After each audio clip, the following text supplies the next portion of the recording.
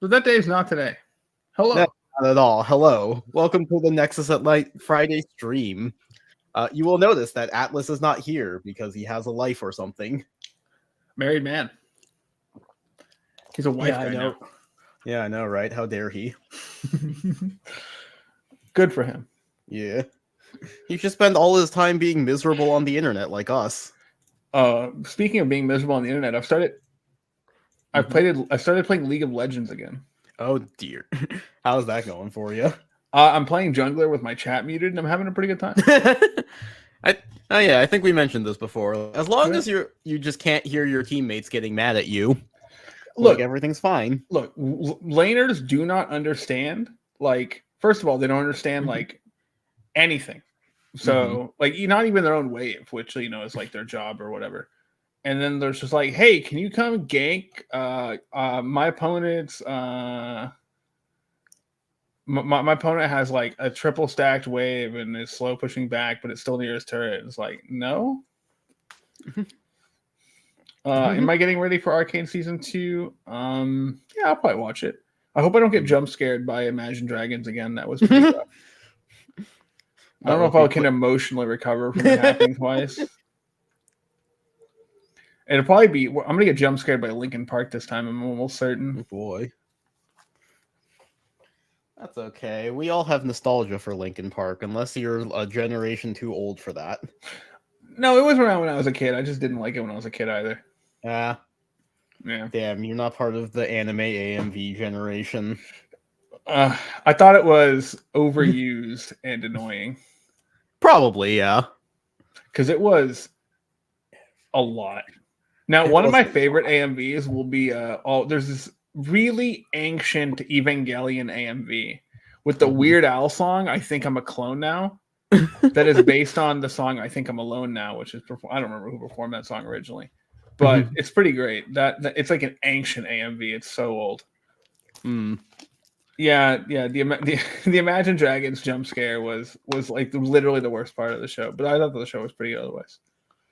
So I'll probably watch the second season. If the second season sucks, I'll probably not watch anymore. But that's how it usually goes. Yeah, like so. I do this a lot with like a lot of shows. Like if the show like ever gets to a point where I'm like satisfied with the ending, I'll just stop watching it. Like I'll be like, I don't need it anymore. Yeah, it's fine. A great example of this is the show Supernatural. I watched up to season 5. I decided that was a reasonable ending, and I stopped watching the show. And then we can just remain blissfully unaware of any seasons after that. Correct. And I heard that it got much worse and more in Bizarre, and I'm just like, I'm good. Well, that sucks for you guys. Yeah, I'm like, show ended for me.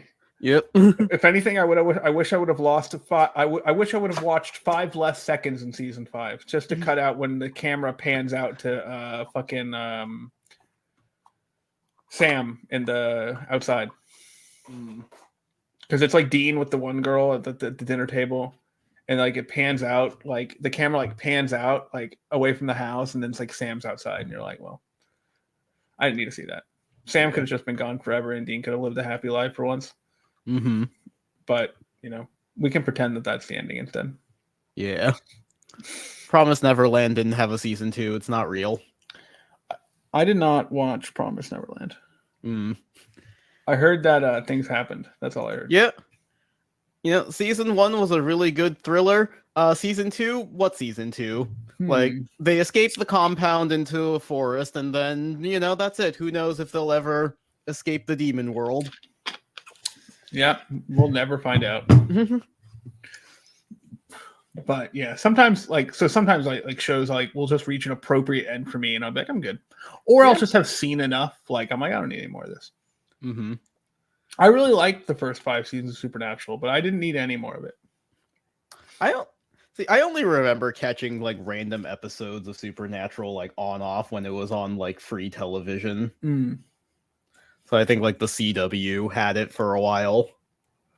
It happened with Stranger Things as well. I watched through season 2 and I decided that was enough. I just did not care to watch any more of Stranger Things. See, that's what makes you smart. I didn't even hear anything about season 3. So, but it exists, I guess. What other like? I mean, okay, I doubt you've watched Wonder Egg Priority. I doubt very many people have watched Wonder Egg Priority, I but did not watch it because of the time. Because I think like by like episode 6, everyone was already falling off of it. mm-hmm. So I was like, oh well, there's no point in watching it now. Like the show was still good up until like episode 10, maybe. And then it just went completely off the rails. Yeah, and you know, and then they like ran out of time because of like horrible production to actually like Average. finish the show. So they had like an OVA episode. And at first, it was just going to be 30 minutes like standard. And then they later announced it was going to be an hour long. And so people were like, oh, are we actually going to like finish the anime? No, it Nope. was half recap. Yeah, I think the only thing I'm even watching this season is like the what's it the Ranma 1/2 remake. Mm-hmm. And I guess like Daima, but that's pretty much it. It's like I don't care about anything else. Yeah. I am like this season I am watching Dan Da Dan. I will start watching all the like weird magical girl parody shows that happen to be airing this season, but I need to like strike up the motivation. I haven't heard anything about any of them, so I was like not really caring. Mm-hmm. Like, Dan Da Dan is good once you get past like some of the weirdness of the first episode. Yeah, I don't know. Yeah. Fair enough. And Let's see what else is. Yeah, so there were a couple of like magical girl like sort of parody shows. I know one of them they're like corporate workers. And I forgot what the Shine's been 2. I got it. other- So for those who don't know, there's I'm gonna call it a Super Sentai anime where it's basically like a bunch of like Sentai heroes, but they're all like office workers. Mm-hmm. And so like they're fighting against like corporate espionage or whatever. And they all have like the most bizarre colors. Like the main guy's red, of course, but like there's like salmon pink, moss green, sepia, and then like the last one is like a gray that's the color of his car. It is so weird. That sounds like a tokusatsu premise, all right. It's like a cartoon, of course. It's not like there's no like live action anything, but it's like 2 episodes. It's so weird. I think I have it on a hard drive somewhere. Just because it's like nobody believes me that it exists, basically. So. I still haven't watched the fucking gay super robot anime. Which one? Bravern. Oh, yeah. I thought we were talking about Gundam. My bad. I mean, I guess they're not super robots. Yeah, they're not super robots. They are very gay, though. Yeah.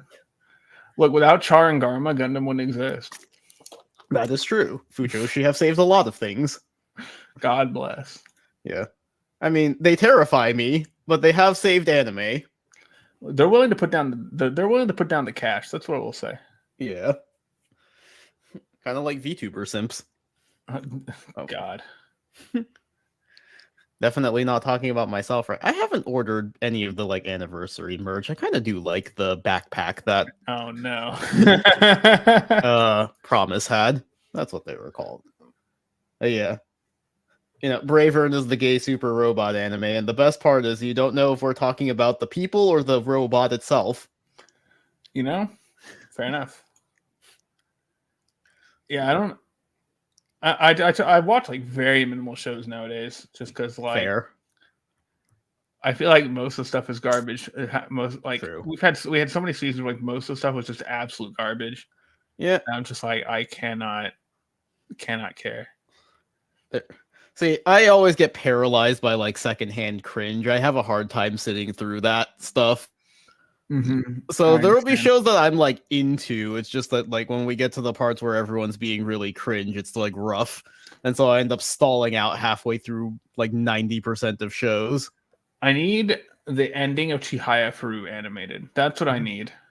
But it's been like 5 years, but it was also 5 years between like season 2 and season 3. But it's production IG, so they're probably working on like 8 billion things at once. Yeah. I don't know.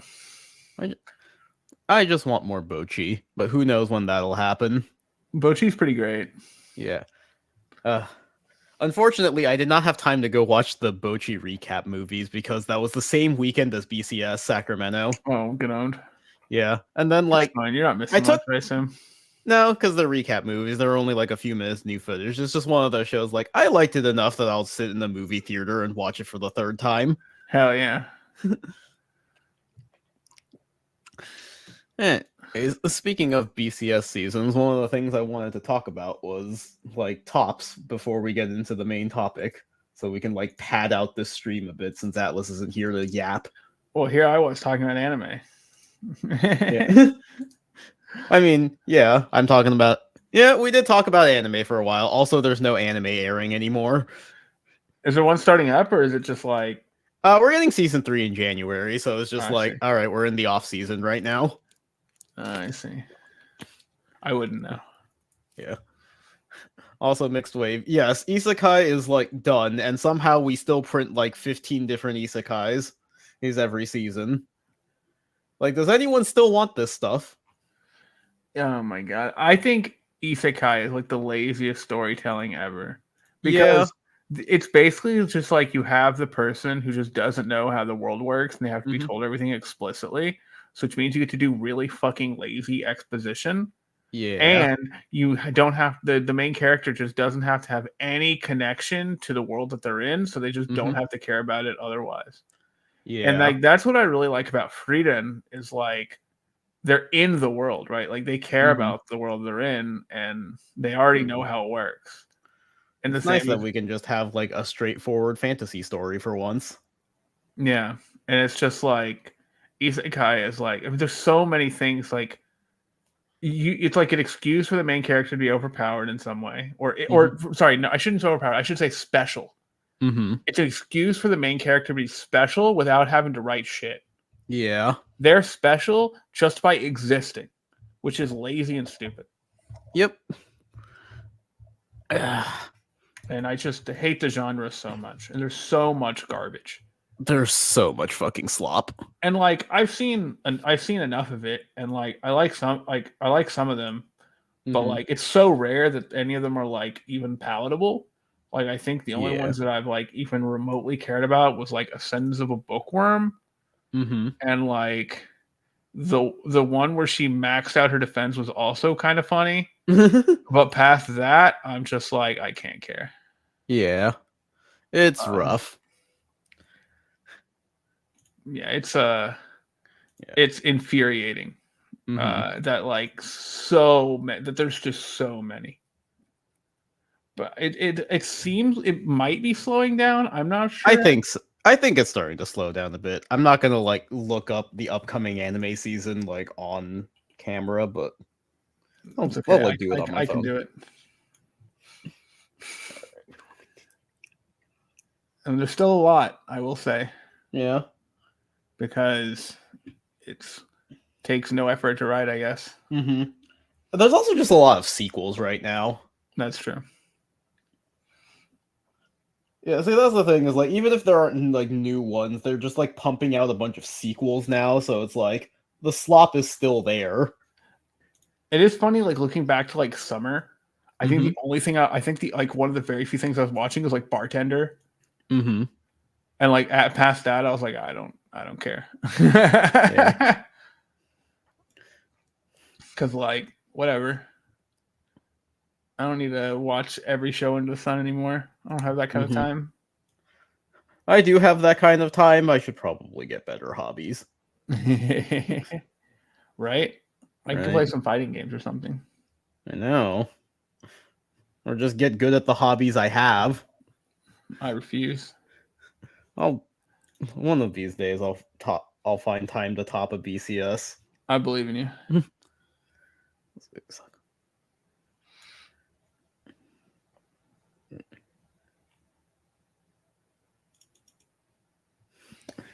All right, well, what you got here? Oh yeah, so WGP happened last week. Okay. Yeah. The 19th. Yeah, that was last week. That's already the 26th. What the fuck? Yeah, time's flying. Yeah, so this is the first tournament we have that has like all of the new stuff in it. So we kind of get a first glimpse at like what is in the meta. Probably Fuzzy's pie charts help break it down a little better. Yeah. So, like a ton of Levidross, a ton of Reziel, a ton of Love and Berry. Like Odium is decent, Varga is decent. There's like some Archites, Impaldio. So it's like one of everything else, basically. yeah. So I think like the big ones, as you can see, are like Reziel, Levidross. Shiranui keeps finding its way into at least one top, despite the deck getting progressively worse and worse. I mean, yeah. Yeah. So like, also I did want to say like I remember a while back I had put up like a poll about like which Destined one, or between like the Fated and Destined Kings, like which one people wanted to run in the ride line. Let's see if I can find it. I have to scroll all the way back because I was too lazy to actually like go and make a video, and I think I posted it like 2 weeks ago. Yeah, so I remember like asking people whether they were gonna run like the King versions or the original. So my instinct was that you would run the OG Reziel and then the new Levidross, because Levidross's divine skill is kind of butt, which we'll get to when we do the tier list. But like Reziel's is like pretty flexible, and there are enough use cases where you might want to just fire it off immediately turn 3 that it might be worth just keeping the OG Reziel, because Vita, because he puts Reziel into the soul during the battle phase, can't copy the divine skill until the next turn. So that seems to be what Japan settled on as well. Like they're running Reziel in the ride line and then Imperio for Levidross. Yeah. You know, Varga did not do quite a whole lot. I actually think Evil Varga might be worse than original Varga in some ways. You don't go through your deck as much anymore because since Evil Varga retires the back row, you can't use stuff like Mid-Hot that like retires itself to draw because the timing doesn't work out anymore. So yeah. Oh, also, fucking Love and Berry. Like, there were a couple of people that just, like, smoke screened into it, so this isn't even a real, like, Vanguard. This is just, like, a support card for Alden that they shoved into the ride line to, like, cheese the diversity cut, which... Thanks. Which is always fun. Which is always funny for Japan's results, where it's just like, oh yeah, every now and then we'll just see, like, the most random bullshit card imaginable, and then it turns out it was somebody just playing a completely different deck. What a dumb rule. Yeah. Oh, also the bat topped. Hey, the bat's cool. Yeah, the bat is cool. They were only running 8 differently named orders, though, so I don't know that you'll ever get the like double restand. But hey, bat. Nobody wants to live the dream. I understand. Yeah. Black is a deck that we're probably just not gonna get because it's like a Korokoro promo that's like a version of Welstra that gets like triple drive, I think. I don't know. I have not been paying attention to the Korokoro promo or the collab set that's coming out. Like, if we get it in English, I'll start caring. And then until then, yeah, I just wouldn't even think about it. Yeah.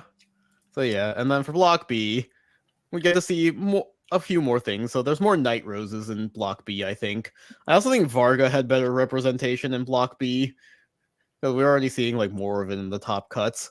And then we just get to see random things like Kyrie and like Flamiglam. Hey, Kyrie's cool. Yeah. There was one Blangmeyer.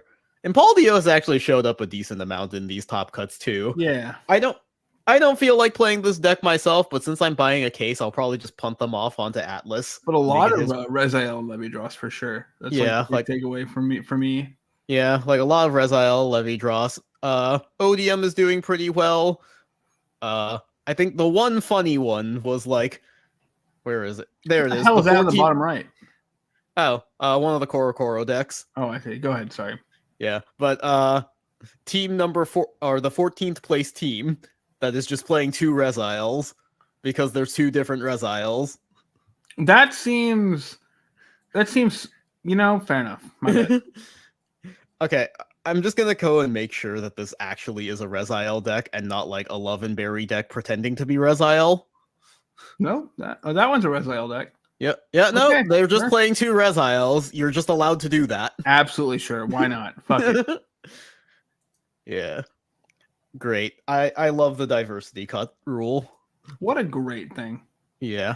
And then, of course, we also have our English events. So the BCS in Costa Rica happened, I guess, on the 20th. So that one, I think it's pretty much like what we expect the meta to look like at the moment. So like Shoujo Doji has the most representation with 2 of the top 8. There's a Prism there. Like Lascaria is a bit surprising. Like I'm surprised it just like keeps popping up and doing well. It didn't seem that strong. Mhm. We have a Zorga, so I will continue to make fun of Zorga, even though statistically the deck is fine. Same with Michu, I just don't click with that deck. Leonorn, pretty good. So yeah, like I don't think anything too surprising happened here, just because it's like top 8 rather than top 32, like ours in Sacramento. I just want to say I'll never forgive Mhm. Shiranui for Rin. That So, bad, huh? it's pretty fucking annoying. Yeah. I mean, I still can't believe that us Californians. Wait, Ken Chong, I know that guy. Yeah. I just can't believe us Californians allowed fucking Gravidia Mask to top an event. It was 27th place. Yeah, well, normal for California. Yeah. So yeah, I thought it was just interesting to look at like the early results and see what's happening. Like so far, I think just everything out of set 4 is doing well. So like, Reziel, Varga, Levi-Dross, they all got like the new form, so of course they're like doing pretty well. Like seeing Odium here is nice. I kind of expected that deck to be good, and I'm glad that it is because I'm going in on it. I'm not looking forward to the prices, that's for sure. But yeah, like I think it's nice to do like meta analysis every now and then. We're not the most like plugged in when it comes to the meta, but it is nice to just like discuss it and know what to look forward to. And I do wonder also how prices are for set 4. I'm just gonna take a detour really quickly. Toho. Because I know, okay, the silver rares aren't that bad. Jesus Christ, it's $251 for the SEC. Whatever. But yeah, I do want to see what set 4 prices are really quickly, just because like we're in a really weird place where set 5 is already out just as we're getting set 4. So which means like we know what's gonna be coming up in future sets that to like stock up on for this one. So like Levi-Dross is a good example of we know he's going to get a new form that's going to make him relevant. So like that might increase the price of either Levi-Dross himself or his associated support cards.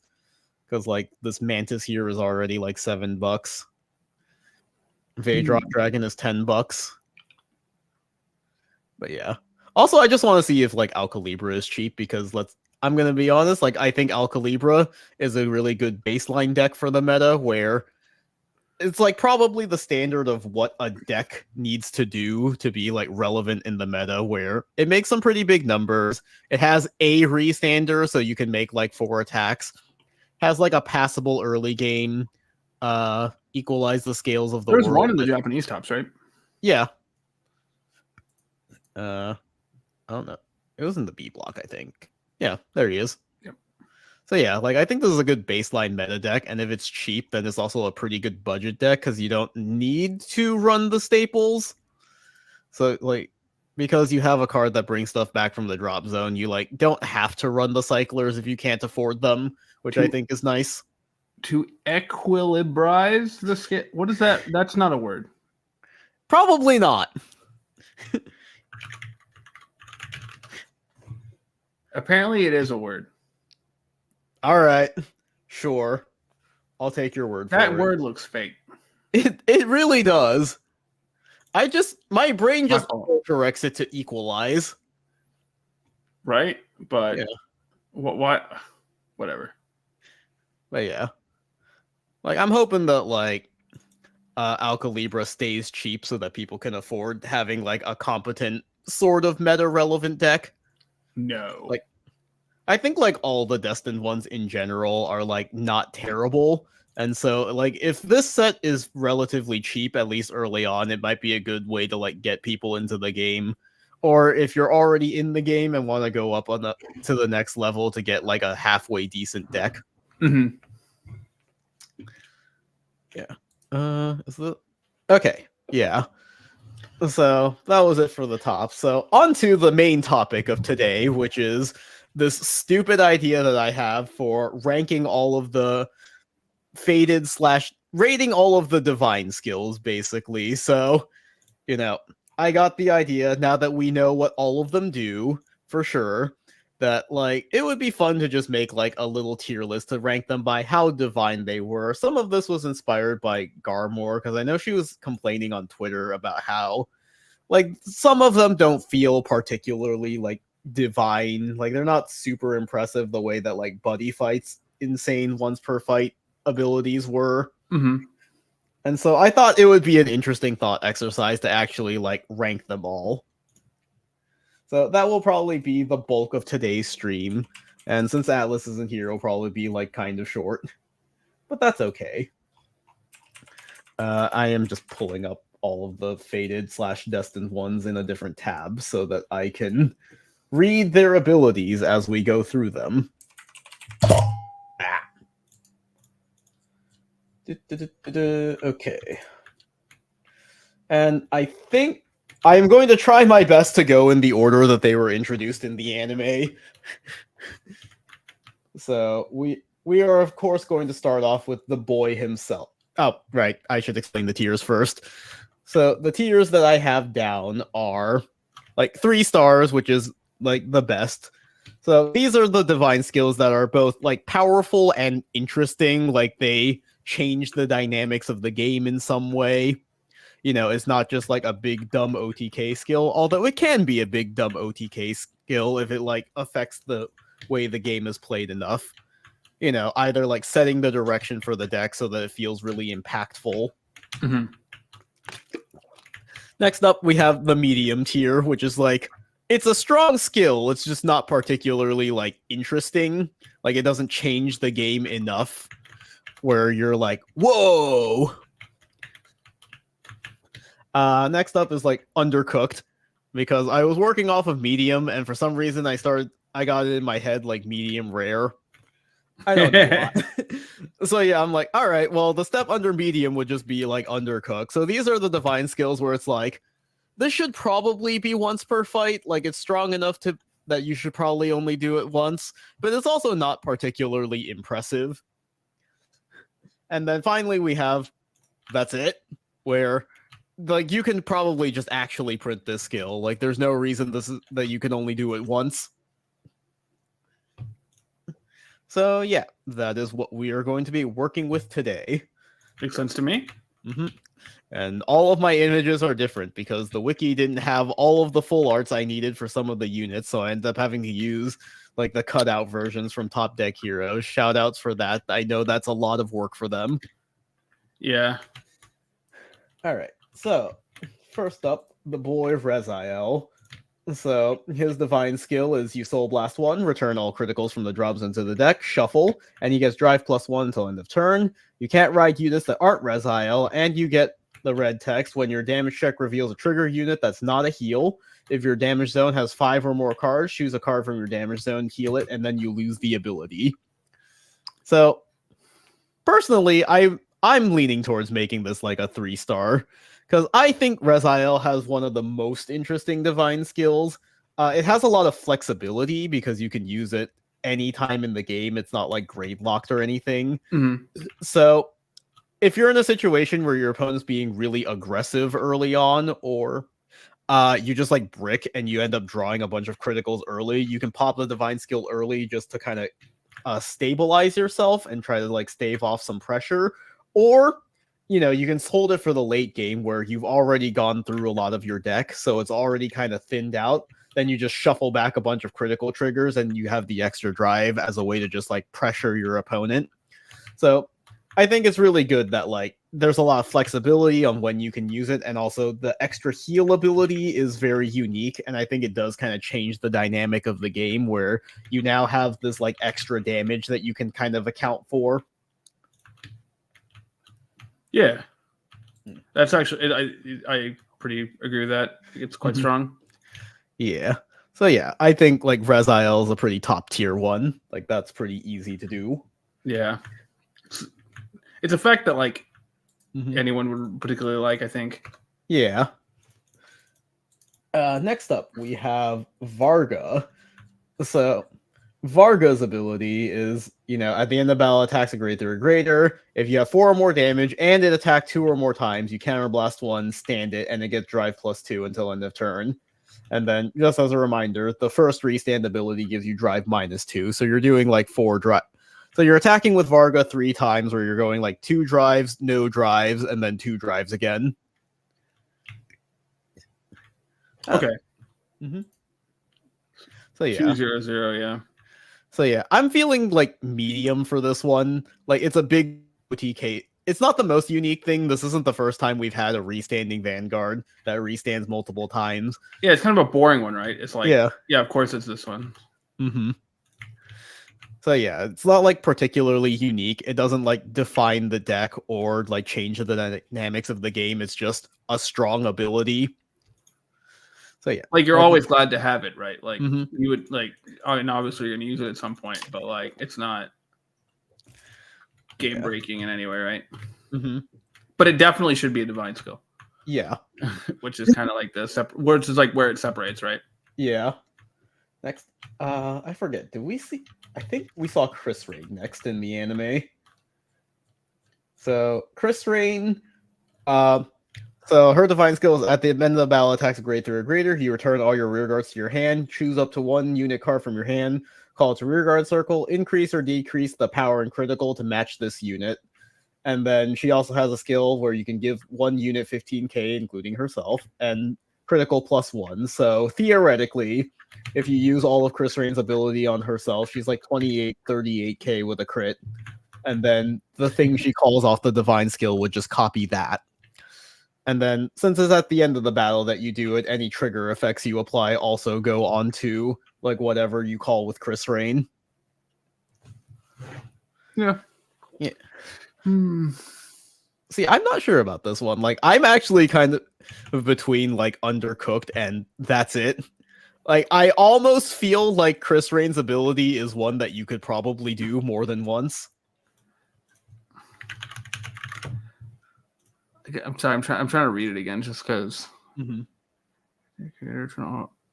Regards to hand. Call it. That's this unit. I don't know. I feel like. And it gets 15k at least, so you're probably 38. Mm-hmm. Like 28. And it's gonna have a crit, hopefully. Yeah, it's gonna have the crit, and then like you're hoping that you just get like triggers to make it bigger. But yeah, it's one of those like it gets big enough that like maybe you shouldn't do it more than once, but it also doesn't feel like the most insane thing in the world. It kind of feels like it's almost okay for you to do. I think it's Undercooked, and I think it might be maybe it's better if instead of it matching critical, it called 2 things. And just matched power. Yeah, like that could be interesting. Just like more attacks, like a different kind of pressure. And like Chris Rain as a deck is weird because it has like the half Highlander thing going on. But like right now, I think the thing that Chris Rain does is it just like bombards you early game by calling a bunch of cards.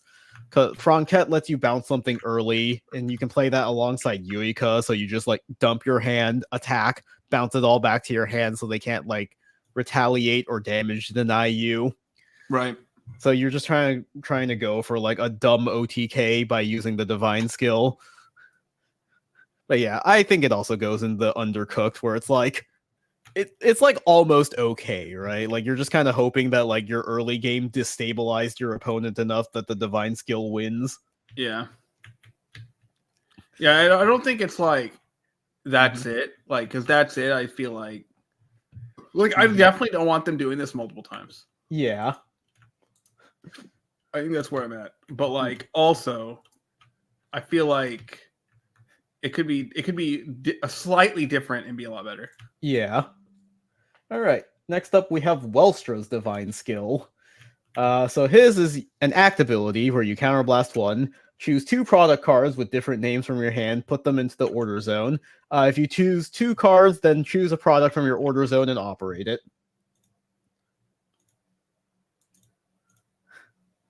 This one's Yeah. Yeah, this is another one where it's like, I don't know how I feel about this one. Because it's like, this one's set up, no? yeah, it's like a setup ability. So it's like, it makes sense that you only do it once. Because it's like, okay, you grab the 2 best products off of your ride line, and then Right. you like immediately set them off the divine skill. And I think it does allow for some unique things like the satellite cannon, where it needs like an extra turn to charge up before you can actually use its ability. Mm-hmm. So it's like the fact that you're guaranteed a product off of your divine skill means that like you can have these weird impractical setup orders. But also like there is almost a part of me that's like, is it really that bad that Welstra is allowed to set multiple products every turn? But like probably, because then they could draw a million cards off of the carrier, but yeah, I don't know. Like, what do you think? I think that this card reminds me a lot, and it's not nearly as powerful as this one, but it reminds me a lot of the Lugia card in Pokemon that like sets 2 normal monsters from drop into your graveyard into play, and so you can set up like the fucking Archeops that can attach energy from like, but like, so it feels like this is a good enough ability as a setup where I think this is like just medium. But like, I think it's cool. Like, I think like, I don't think it's bad. It doesn't. It's not exciting in it for anyone. I will say, but I think it's like good enough. I think this is like a cool. This is like a cool like setup one where it doesn't like not all the divine skills have to be like I'm gonna try to end the game. Like a lot. Like you can have set up divine skills. And I think that's cool. Yeah, that's kind of where I'm at too. So sounds like we're putting this into the medium tier. Perfect. Surprising. All right, next up is, I think it was Zorga. So Zorga Nadir. The divine skill is when it attacks a grade 3 or greater, you soul blast 1, choose a column, stand all of your rear guards in that column, and then retire them at the end of the turn.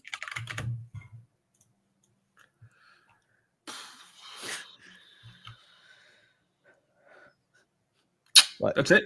Yeah. Like, see, that's the thing. This one is weird. Like, in the context of Zorga, it might be strong enough that you only want to do it once because like Zorga has the ability to just shit out cards that have criticals all the time. But it's like, okay, so if Zorga was allowed to make 4 attacks every turn and they just like kept restanding like a prison dragon that had a crit, like is that game breaking enough that it shouldn't be allowed to do it more than once? Because yeah, like definitely the skill on its face is like, what? That's it? You just like restand a column, right? Yeah. Like this was definitely the one that inspired me to make this like dumb idea where it's like, yes, I will invoke the divine power of the taboo. The dead shall rise from their graves. Anyways, I'm gonna restand 1 column. This one's just comical. Yeah. So I think like on its face, we'll put it in that's it, and then. You know, spoilers for the next stream for on Friday. The follow-up to this idea is that, like, as many of these decks as I actually own, for the ones we put in the that's it category, we're gonna, like, test them out to see if you're allowed to do it more than once, actually. Oh, no. Yeah. That means I have to, like, put together my shitty Zorga deck again. Get owned. You played yourself. Yeah, I mean, it's not going to be fully representative of what Zorga is capable of because my Zorga deck is ass. I like completely half-assed it, but nice. I guess we will see if Zorga should be allowed to restand Prison Dragon every turn. We can only hope. Yeah. All right.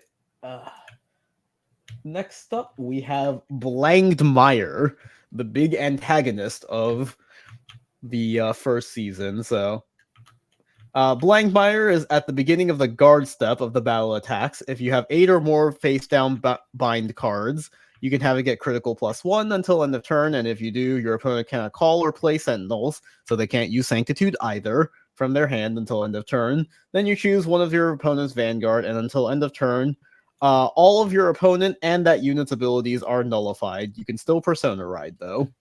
And then, because I think we need it for context, on attack, you can bind 2 up to 4 cards from your soul face down, draw a card. If you bound 4 or more cards, your opponent binds 2 of their rear guards, and it gets 5k for every 2 face down cards. So if you're doing it exactly at 8, he will be at plus 20k.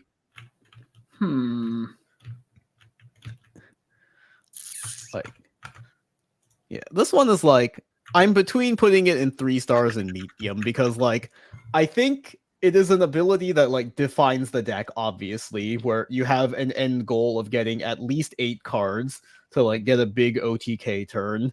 And then even if you don't immediately win, like nullifying your opponent's abilities until the end of the next turn is like pretty strong. It puts them in a position where they like have to re-ride or else they like can't really play the game. So like, in that sense, it does actually feel like a divine skill, right? Like you're really, like you're taking away all of your opponent's stuff. Obviously, the actual deck in practice is kind of weak because it doesn't draw enough to like sustain itself over a long game, but I don't think we're necessarily looking at meta performance for this list. Yeah, the divine skill seems quite strong. Yeah. So I think like on the face of the divine skill itself, like I think it's 3 stars. I think it's a really strong thematic thing. Like it has lasting gameplay ramifications, so it does kind of change the flow of the game a bit. And it like defines the direction of the deck in a way that some of the other ones don't. So yeah, I think Blankmeyer is a 3-star divine skill, even if the deck itself is on the weaker side. Yeah, I think like in a deck with powerful rear guards, like you would basically just be like just forcing another turn for yourself, which would be kind of annoying. Yeah, and of course, in set 4, they get a card that just gains 10k power for every 4 face down bind cards. For some reason, that is not just like a set 10k; it scales. Hell yeah! And so now, what Blankmeyer decks in Japan are doing is they play the order that like lets you boost. Let's go on VG. All right, I'm gonna get sidetracked to VG Paradox real quick. You fool. Yeah. Blangdomai. I know how to type, I swear. Yeah. But yeah, so yep. So what they do is they're running Game of Underworld. So all this stuff, this is a set order where you can just like choose one of your rear guards and it gets to boost. So this one isn't even oh no, they are running Evoke Alchemist, but what they do is like, because Vadrock Dragon scales in power for every 4 bound cards, you know, it can just be like a 30k booster by itself with Game of Underworld. So on the divine skill turn, you can just like slap Vadrock Dragon behind Blankmeyer. If you Persona Road that turn, then it's just going to be like 73, 78 if you play Bracing Angel Ladder with a crit and no Sentinels. Which is like pretty crazy.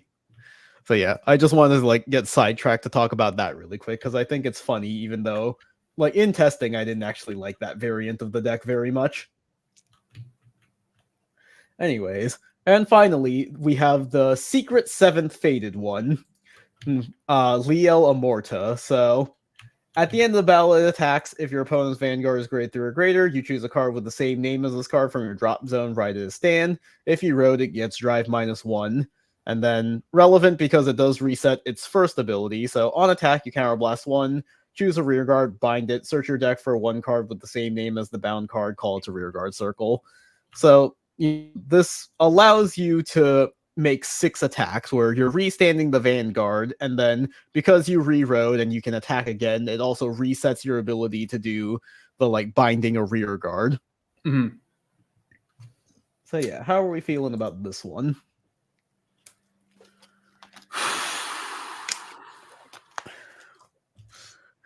Read it one more time, or what's the name of it again? I just want to read it like straight up. Fated One of Time, Liel Amorta. Liel. I don't know how to spell this shit. Oh, right, I forgot about the equal sign in the middle of it. Yeah.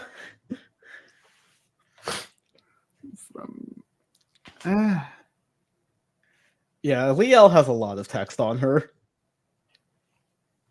This is fine, I guess. Yeah. So what are we thinking? Like medium, undercooked? I want to say undercooked. Is that bad?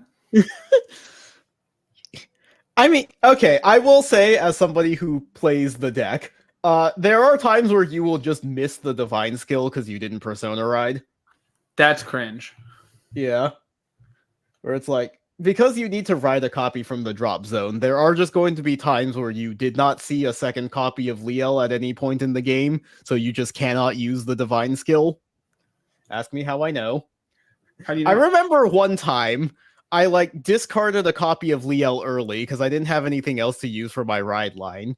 And then I shuffled it back into the deck with the expectation of like, surely I will just find another persona ride.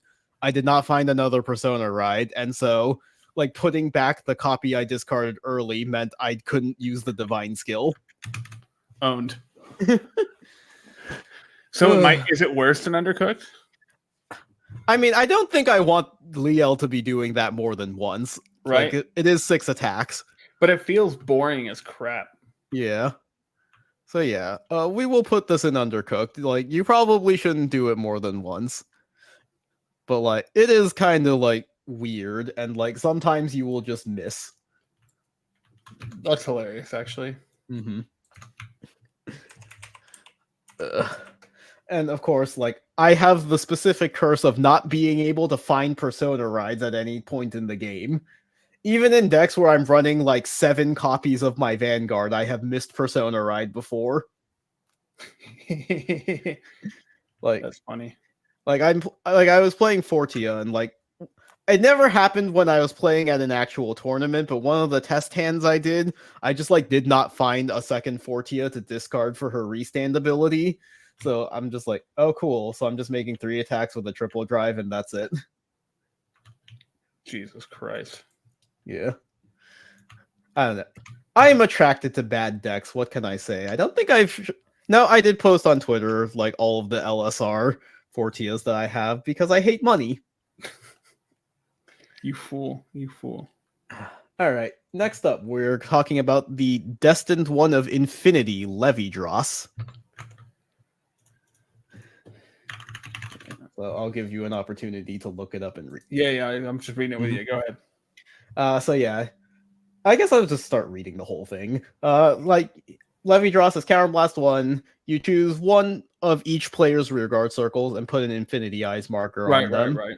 And then when any player's unit on a rearguard circle with an Infinity Eyes attacks or boosts, you can give it power plus or minus 10,000. If your opponent got minus 10, you remove your Infinity Eye marker and draw a card.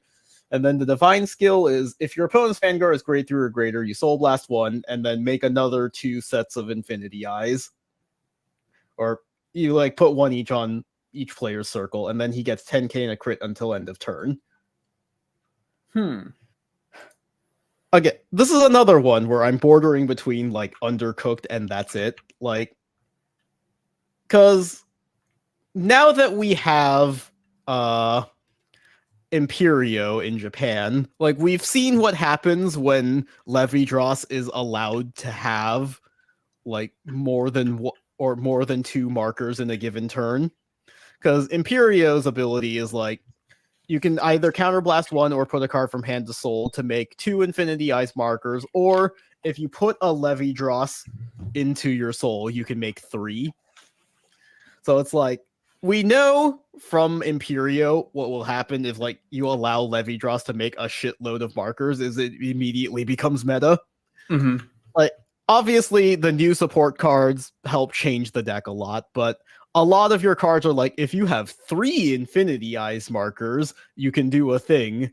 And so like going first because you can't use the divine skill until your opponent is grade 3 or greater, it's like, okay, you only make the 2 and none of your skills activate. But now that you can make 3 at a time, like all of your skills are online. So it's like, should Levidros be allowed to make 4 Infinity Eyes every turn? Because like, you're also now removing power from your opponent and like Probably not, drawing right? cards off of it.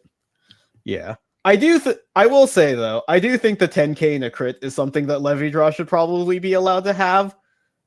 Like that's the part where it's Mhm. like I kind of get like locking being able to make more Infinity Eyes behind a once per fight skill. But I feel like this card should just be allowed to get 10k in a crit. It does kind of feel like 10k in a crit was just there to make it feel like bigger. Yeah, instead of it always being like, Yeah. Like, oh, I made 2 markers and that's it. it is cool that it's kind of like set up, Mhm. but yeah. Like, yeah, I do think it's a bit undercooked, at least for like base Levy Dross.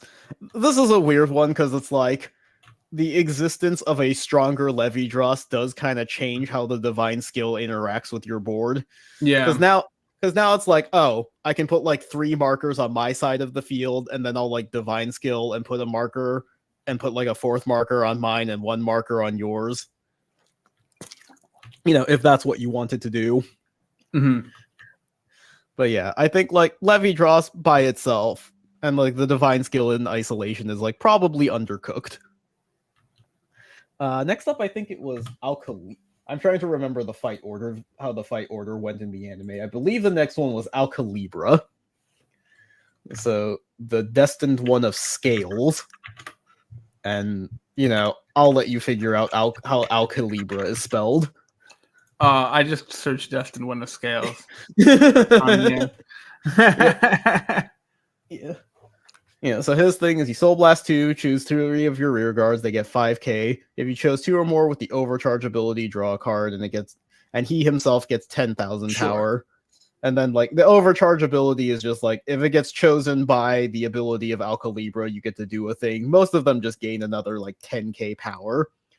And so the divine skill is if your opponent's Vanguard is grade 3 or greater, you counterblast 1, give 2 of your rear guards 5k, and then if your opponent's at 4 or less damage, you deal them a damage and then reduce the power increase by 10,000.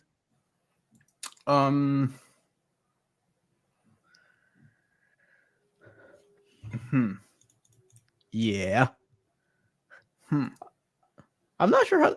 So, like, one of the things about this divine skill is like it does turn on your overcharge abilities because you are choosing something with the ability of Alcalibra.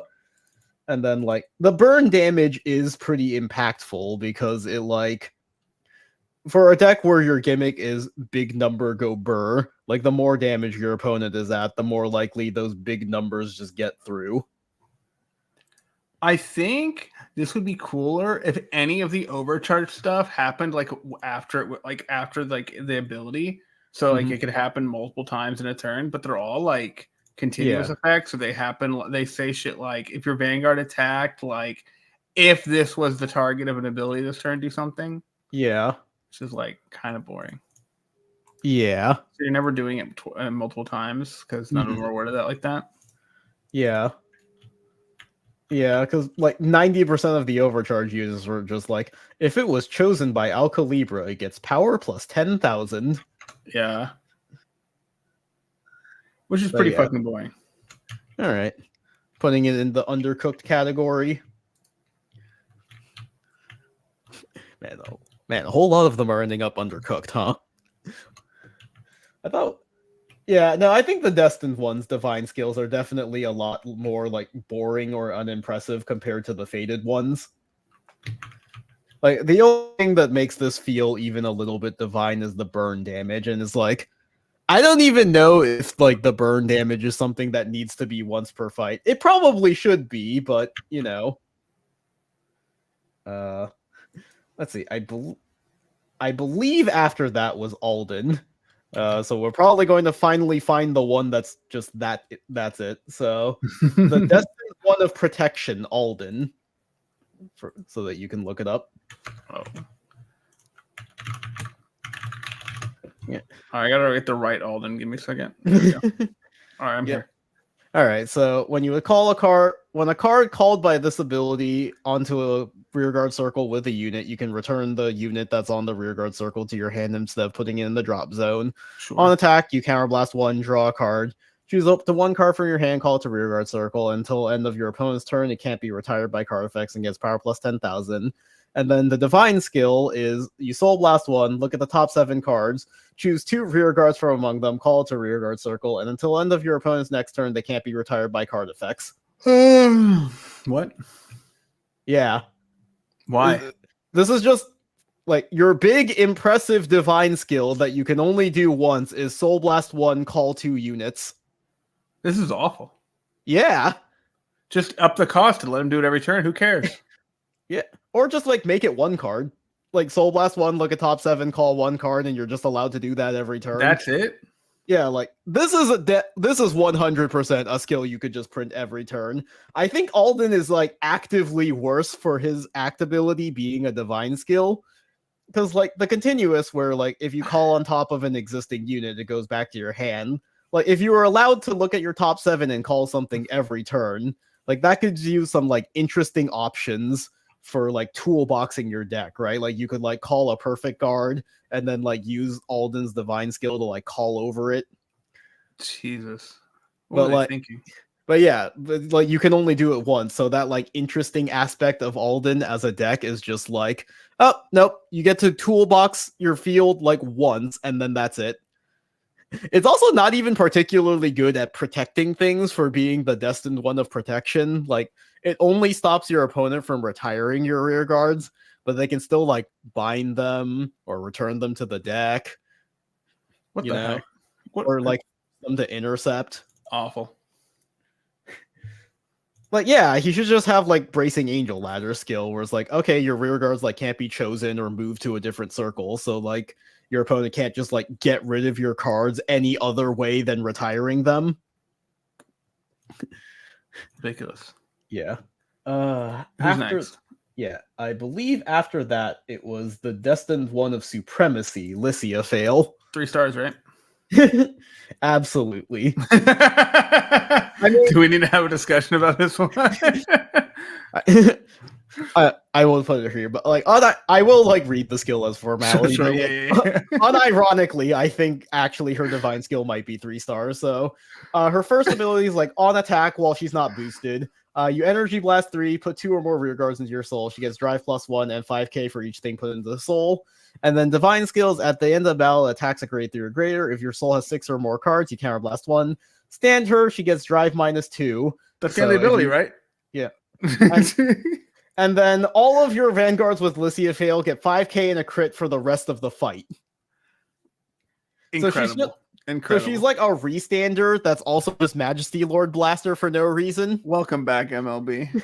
Yeah. So like unironically, I think this actually is a 3-star skill. Not only because like the restand itself is really strong, but then she's just gonna have 5k and a crit for the rest of the fight, and that actually does change how the fight goes. Because like your Vanguard attack is now even more threatening, even without the triple drive. Like you have a lot of extra defensive power. There are so many games where like being 5k short on shield just like ends the game.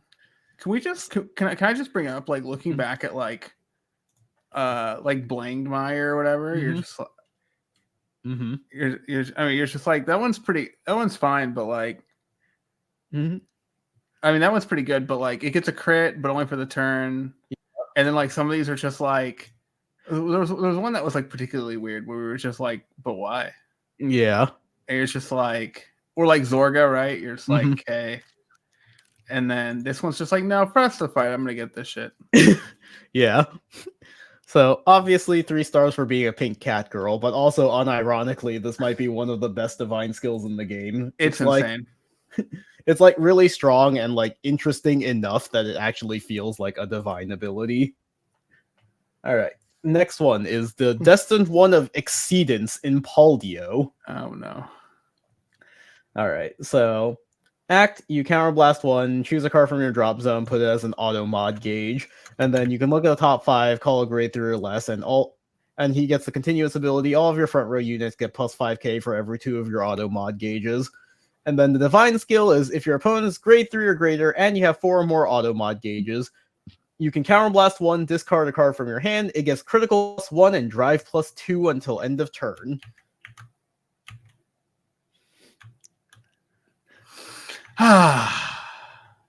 This feels very underwhelming after what we just read. Yeah. Yeah, like obviously it is still like pretty strong because like 5k for every 2 auto mod gauges, so it's at least plus 10 to your front row. Like probably more by the time you actually fire off the divine skill. So Impaldio is probably going to be at least like 33, 38. You know, it has a crit, it has drive plus 2, though you do have to discard a card to activate it, so you're not like plussing that much. I don't know. We are putting a lot of things in the undercooked category, I'm noticing. I'm surprised. It feels much lazier, right? Yeah, definitely.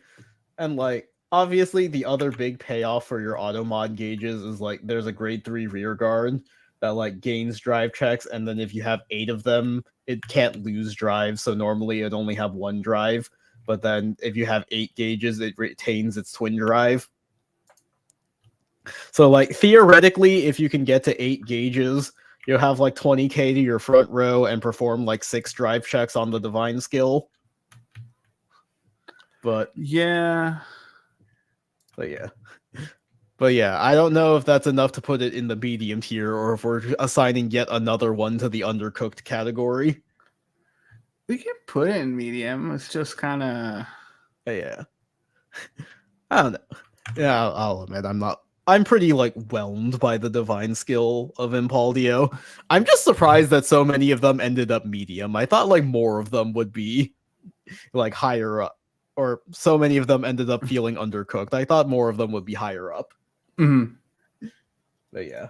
And then finally, the Destined One of Time, Liel Odium. Liel, so now I'm on the on the wiki under divine skill, so I'm just clicking them out of the list. Right. See, you did the smart thing. I'm sometimes smart. See, what I did is I looked up Fated One and Destined One separately, so I chose them out of their respective lists.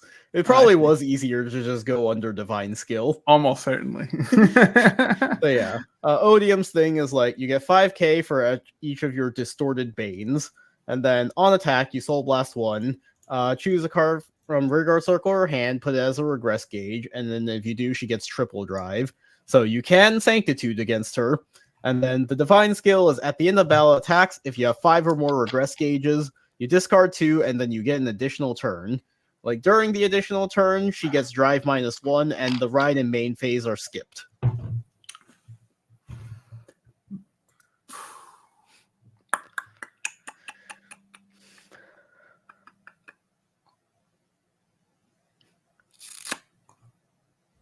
This is like pretty good. Yeah. See, it's definitely at least medium. Mm-hmm. Like I just am. Mm-hmm. I am unconvinced that it is 3 stars. It could be, but maybe. I'm unconvinced.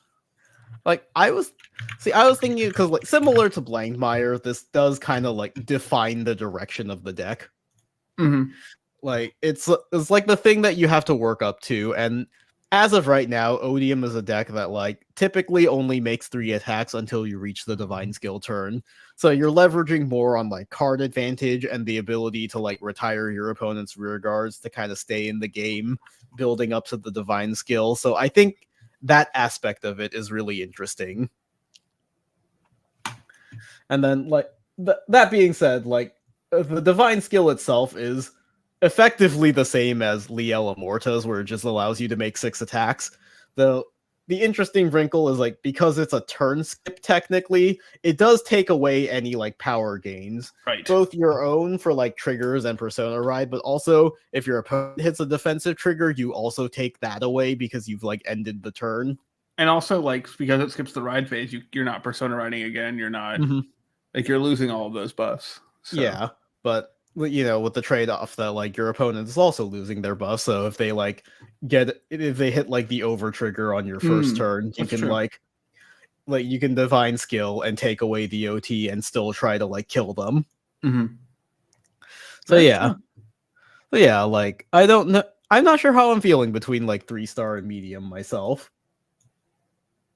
Yeah, it's like I would see it's like really close in either tier. Mm-hmm. It just doesn't feel as strong as the other ones to me, at least. Yeah. Like the 3-star, all the 3-star ones feel like it's just a tier above, in my opinion. So I would put it like the top of medium, but like I don't know if I couldn't argue if you put it like the bottom of 3-star. I think that would be also acceptable. Yeah, like I'm kind of okay with either one. Like I do think like a big thing like Lysiophail and Rezile are both like flexible, where you can use them for the defensive purposes or as like an OTK tool. And then of course Langmire is like typically if they divine skill, the intention is that the game is over. And like Liel kind of has the same thing going for it. I do think like on its face, like Blangmire like reads more impressively just because it like interacts with your opponent a bit, nullifying their abilities. Yeah. So yeah, it looks like this is the tier list that we have settled on for the moment. So Rezile, Blangmire, and Lysiophail are all 3 stars. Like they have very powerful, impressive divine skills, and in the case of Liel and Rezile, they're also like very flexible, which I think is good. Like that makes them pretty interesting. So for the medium tier, we have Liel and Varga both being strong decks, and then Welstra is a case where it's like, even though it's a get up skill and kind of feels unimpressive, like the things it allows the deck to do, I think are interesting. And like it opens up future support where they can make other things like the satellite cannon that where you can like take an extra turn to kind of set it up, which is cool. For the undercooked, a lot of these ended up undercooked more than I thought. Do you think any of them shouldn't be undercooked? I mean, Amorta is probably the only one where like if you do it properly, it is still 6 attacks. That's true. Like that's the only one where like I might bump that one up into medium because like it ought to kill you if you use the divine skill, though my personal experience with the deck is that it never does. But yeah, like obviously I'm at least a little bit biased for Liel, but like that's the one where I thought like I would probably put it into medium just because it's still a Vanguard restand. Medium asterisk. Yeah, it's still like a Vanguard restand, and it still like gets you, or it becomes 2 additional attacks because it also resets her main skill. Right. So it's like, okay, at minimum, you're still making 6 attacks, and like theoretically, if the deck was actually good, you would kill your opponent. Right. Yeah, that's fair. Otherwise, I think otherwise, like that's it, and the 3 stars tier are pretty solid. Yeah. The middle 2 tiers, of course, can have some flexibility. Yeah. And then like Zorga is the only one where I'm like, maybe you shouldn't do it more than once, but that's why we're gonna do the premise of the next stream, which is testing our 2. Wait, that's it, guys, to see if they're allowed to do their thing more than once. Real 3-star for Odium, you think? Yeah, that's what Mixed Wave thinks. So again, like I could go either way. Yeah, I mean, I could see that for sure. Like I said, I'm like, it's like right on the border. Yeah. For me. But what do I know? I could be very wrong. Don't take my opinion for gospel. Adder. Odium gets her own tier.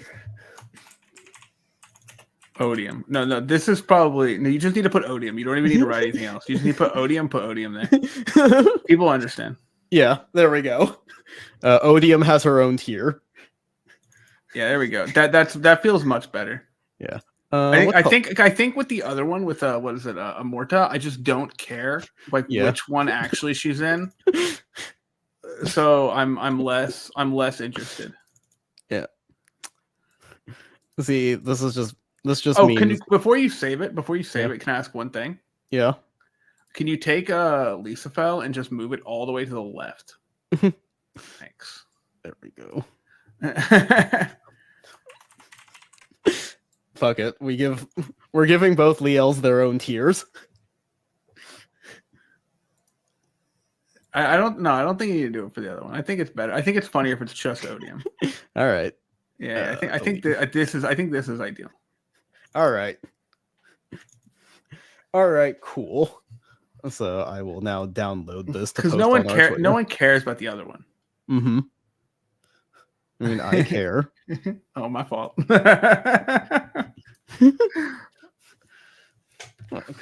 I have the I'm the secretly Amorca an box. LM player. I mean, I've done my time with Yeah. Bermuda. I mean, fucking focus. Bermuda was one of the first decks I played, actually. Yeah. Playing what's that card's name? Lena. Real ones know. Mm-hmm. Lena was a funny card. Actually, she's not even the first result anymore. There's like 2 other Lenas in Vanguard. Bermuda Princess Lena. That's it. Where you just place it on ban and return all your regards to your hand, but it sucks because what happens is they just kill your Girls Rock Rio, so you don't actually do anything when you ride this card. Mm-hmm. It's pretty cool. This deck sucked, but it was funny. Mm-hmm. Oh yeah, I guess I do have Kyrie also. I'd have Kyrie set later on somewhere. Yeah. Are you ever gonna try and upgrade Kyrie? That's like a lot of effort. Maybe we'll see. Requires buying cardboard. That's true. Do you even have like a locals you can go to? Nope. Which is why I'm not interested. Yeah. So basically, we would have to give you the cards and then make you play on stream to justify it. Pretty much, yeah. I'll let Atlas do that. I just spent an unadvisable amount of money buying a case of set 4, and I'm going to punt at least some of it onto Atlas. I just like Grade 4 Kyrie. I think that card's cool. Yeah, that card is cool, and it does have like tops, so. Yeah, but we're not paying $70 for a Deer I'm Days not 2. getting Deer Days 2, I'm afraid to say. Yeah. Like that one definitely we would have to like force it on him. Yeah, like, yeah. I would have to be at gunpoint.